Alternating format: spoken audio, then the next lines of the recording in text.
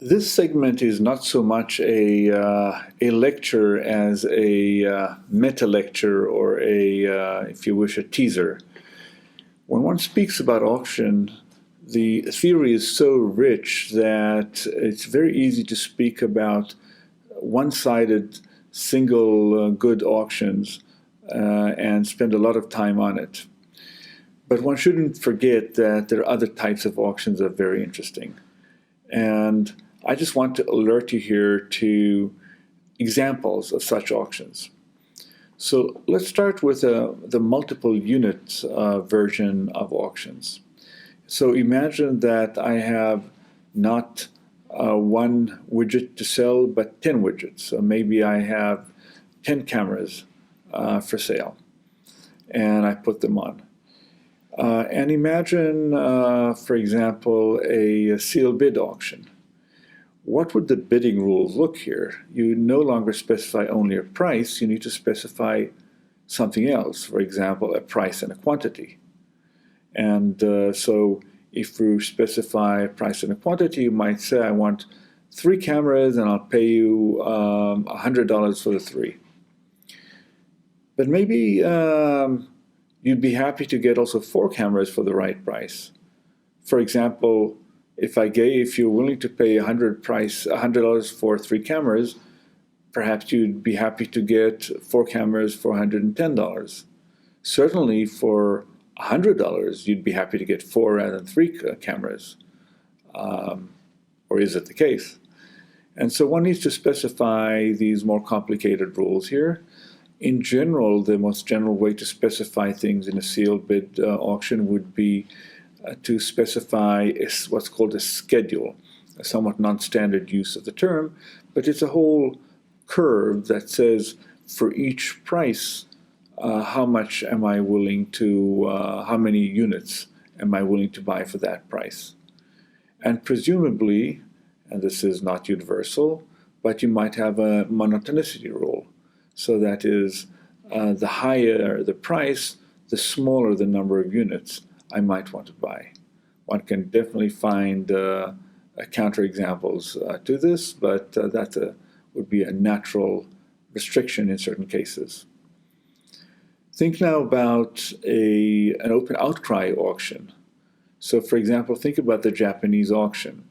Let's recall what it is. The Japanese auction, there is an ascending price called out by the auctioneer, and people in the single unit in the single unit case, people start by all being in. So who will buy this camera for $0? Everybody's in, and as the price rises, one by one, the bidders sit down irrevocably, and when there's only one person left standing, they get the camera for that price. What happens when I have now 10 cameras for sale? What would be the natural generalization of the Japanese auction? Well, here's one natural generalization, and it is specifying a quantity. So I have 10 cameras for sale, and I ask, how many do you want at $0? Well, presumably you want all 10. And as the price rises, you reduce your demand until, and whenever you reduce it, you can never bring it back up again.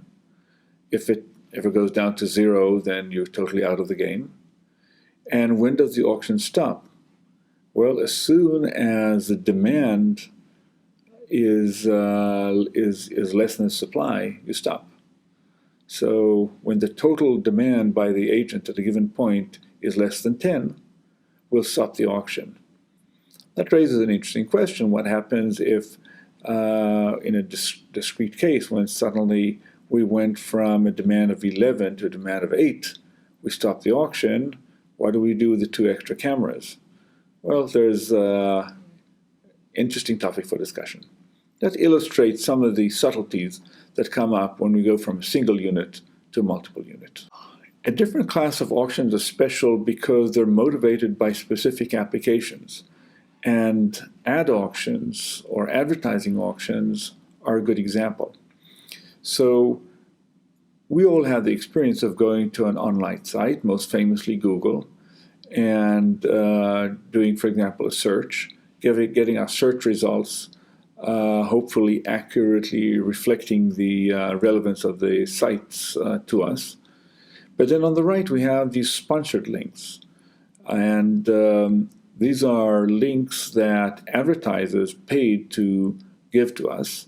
And they typically tied to the search term that we have. So, for example, if we type in Paris hotels, then there are advertisers out there who paid for the right to display us their advertising when we type in those terms. And so how does one run an auction for such search terms, knowing that they are run millions of times throughout the day all over the world, and they are run in different places multiple times. And so one needs to design an auction that is appropriate for this particular application. So sponsored search auctions or ad auctions are a very rich topic of research in both academia and industry. Finally, let me speak briefly about combinatorial auctions. Those are very interesting, both because they are commercially very relevant and because they give rise to a host of very interesting intellectual issues. So what's an example of a combinatorial auction? Imagine an auction for shoes. You could have an auction for left shoes, and you could have an auction for right shoes. But that'd be very weird because you really don't have a use for only a left shoe or only a right shoe. And so you really would want to be able to bid for both of those together. This seems frivolous, but now think about a popular consumer auction sites such as eBay. Maybe you want to put together a home theater system.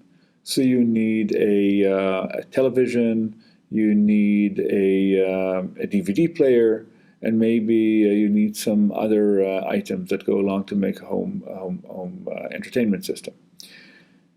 Well, you go out there and you bid for televisions. First off, you have many different televisions to bid on. Many different televisions of the very same model, and even more so of different models. You only need one television.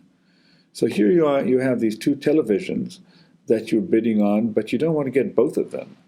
So how can you bid on and make sure you get the television you prefer, but only one? At the same time, perhaps you have here a DVD player that you're bidding on, but you really wouldn't want to get the DVD player alone. A DVD without a television to display it on would be completely valueless to you, and yet these are different auctions. And so what you have here are examples of what are called complementarity and substitutability. The two TVs you may be looking at are substitutes. It doesn't mean that one is completely equivalent to the other, but it means that the value of both of them together to you is much less than the sum of their individual value to you. In the extreme case, it's simply the value of the maximum among the two. On the other hand, the connection between the DVD player and the television is that of complementarity. The value of the DVD player plus the television is much more than the value of the DVD player alone plus the value of the TV alone, because the value of the DVD alone is zero to you. And so those two goods are complementary. There are many examples of combinatorial auctions, and most famous example are the spectrum auction. You can think of a spectrum auction. These are rights for you to use the electromagnetical spectrum. And you can think of those as a matrix, where the rows are the regions in question, for example, geographical regions in the US. And the columns are certain bandwidths in megahertz, for say, that are being auctioned. So you could have a handful, say 5 different bands that are auctions, and many hundreds of regions. And so each cell in this matrix is a good, but you have very strong complementarity among the rows and very strong substitutability among the columns. The columns are really interchangeable. All you need is one bandwidth, and you don't care which it is. On the other hand, if you're a cellular operator, for example, getting a whole contiguous segment is something you essentially need in order to run a service. You don't want to get just a little pocket here and a little pocket there. And so you really need, say, all the metropolitan areas or all of the Midwest in order to justify rolling out a service there. That's an example of where a combinatorial auction would be very natural. Interestingly, it hasn't really run this way, although there are discussions about running it quite as a combinatorial auctions. Combinatorial auctions give rise to many issues. How to design the auction to ensure the right economic properties. There are interesting computational issues. So finding the winner in a simple English auction or in a sealed bid auction is trivial. You look at the maximum among a set of numbers. Computing the outcome of a combinatorial auction is distinctly more complicated. Both computing who the winner is and in particular computing the payments can be very complicated.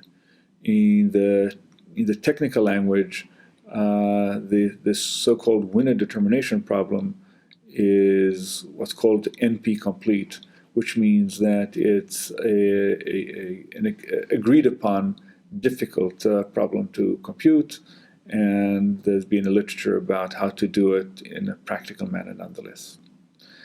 So these are examples of non-simple auctions, multiple unit, sponsored search auctions, combinatorial auctions, and all of this is by way of whetting your appetite to learn more about these kinds of auctions.